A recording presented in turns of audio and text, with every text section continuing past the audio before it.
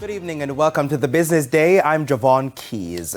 The Factories Corporation of Jamaica, FCJ, says it receives requests for thousands of square foot of space annually, and it currently cannot fully meet the demand. The public body is, however, spending billions of dollars on key projects to help meet that request. Each year, the Factories Corporation of Jamaica says requests for commercial space coming into its offices exceed 1 million square foot, evidence of the growing need for various mixed-use spaces. Managing Director of the FCJ, Dr. Donald Farquharson, says there are about 5 projects currently in the pipeline at varying levels of completion. The Garmex redevelopment project, being done to the tune of 4 billion Jamaican dollars, is one of them. We're in the process of building 40 new buildings. We have concluded 4 buildings at 90,000 square feet, and I can tell you before they were constructed that they were taken. We have another 36,000 square feet that are solely for small businesses. Those are supposed to be delivered in the first quarter of next year. And then there beyond, we have a 5.7 acres of property which we expect to build another 6 warehouses. So in total, we are looking at about 360,000 square feet of space to be developed at Garmex, and at this point we're about 50% there. The FCJ also has eyes on a facility at Nago Head in Portmore, St. Catherine. We have completed our conceptual and detailed plans. We have prepared the necessary cabinet submissions and are awaiting approval. We have identified a business partner to work along with us with that project. That project will develop close to 1 million square foot of space. We took the decision to go with a mixed development. So instead of only a technology park, which is close to 500,000 square feet of BPO space, we have now added training institution, 2 training institutions, and over 350,000 square feet of commercial and industrial spaces. Additionally, the FCJ is working on an agro-park for Hayes in Clarendon. The Morant Bay Urban Center in St. Thomas and Boundbrook in Port Antonio are 2 other priority projects.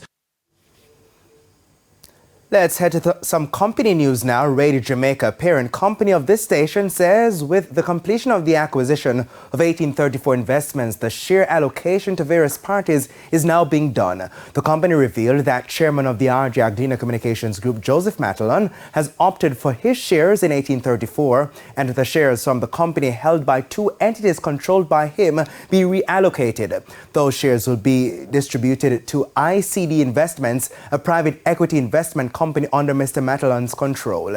He advised that a trade was made on the Jamaica Stock Exchange today of 241 million shares previously held by him and entities under his control to ICD Investments. This reallocation ensures that all shareholders and connected parties remain below the shareholding limit of 21% in the company.